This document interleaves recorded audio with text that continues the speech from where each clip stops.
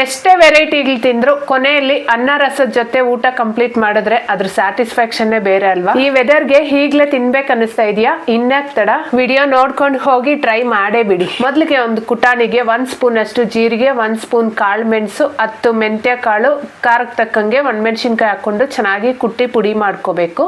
ಈಗ 1 ಗಡ್ಡೆ ಬೆಳ್ಳುಳ್ಳಿನ ಸಹ ಹಾಕೊಂಡು ಚೆನ್ನಾಗಿ ಜಜ್ಜಿಕೊಂಡಾದ್ಮೇಲೆ ಸ್ಟವ್ ಮೇಲೆ ಬಾಂಡ್ಲಿ ಅಥವಾ ಪಾತ್ರೆನ ಇಟ್ಕೊಂಡು 1 ರಿಂದ 2 ಸ್ಪೂನ್ ಎಣ್ಣೆ, ಸಾಸಿವೆ, ಕರಿಬೇವಿನ ಎಲೆ, ಹಾಗೆ ಸಣ್ಣದಾಗಿ ಕಟ್ ಮಾಡಿ ಇಟ್ಕೊಂಡಿರೋ ಅಂತ 2 ಚಿಕ್ಕ ಟೊಮೆಟೊ ಸಹ ಹಾಕೊಂತ ಇದ್ದೀನಿ. ಹಾಗೆ ಸ್ವಲ್ಪ ಅರಿಶಿನ, ರುಚಿಗೆ ಬೇಕಾಗಿರೋಷ್ಟು ಉಪ್ಪು ಸಹ ಹಾಕಿ ಟೊಮೆಟೊ ಒಂದ್ ಸ್ವಲ್ಪ ಸಾಫ್ಟ್ ಆಗೋವರೆಗೂ ಫ್ರೈ ಮಾಡ್ಕೋಬೇಕು. ನಂತರ ನಾವು ಕುಟ್ಟಿ ಪುಡಿ ಮಾಡಿ ಇಟ್ಕೊಂಡಿರೋ ಅಂತ ರಸಂ ಪುಡಿನ ಸಹ ಹಾಕಿ 1 ನಿಮಿಷ ಅದ್ರ ಹಸಿ ವಾಸನೆ ಹೋಗೋವರೆಗೂ ಫ್ರೈ ಮಾಡ್ಕೋಬೇಕು. ನಂತರ ನಾನಿಲ್ಲಿ ಒಂದು ಚಿಕ್ಕ ಪೀಸ್ ಅಷ್ಟು ಹುಣಸೆ ಹಣ್ಣನ್ನ ಸಹ ನೆನೆಸಿಟ್ಟಿದ್ದೆ, ಅದನ್ನು ಹಾಕೊಂಡು 1/4 ಲೀಟರ್ ಅಷ್ಟು ನೀರು ಸಹ ಹಾಕೊಂತ ಇದ್ದೀನಿ. ಹಾಗೆ ಒಂದ್ ಸ್ವಲ್ಪ ಕೊತ್ತಂಬರಿ ಸೊಪ್ಪು, ಕರಿಬೇವಿನ ಎಲೆ ಸಹ ಹಾಕಿ ಮೀಡಿಯಂ ಫ್ಲೇಮಲ್ಲೇ ರಸಂನ ಕುದಿಸ್ಕೊಂಡ್ರೆ ಸಖತ್ ಟೇಸ್ಟಿಯಾಗಿರೋ ಅಂತ ಟೊಮೆಟೊ ರಸಂ ರೆಡಿ. ಇಷ್ಟ ಆದ್ರೆ ಮಿಸ್ ಮಾಡದೆ ವಿಡಿಯೋನ ಲೈಕ್ ಮಾಡಿ. ಬಾಯ್.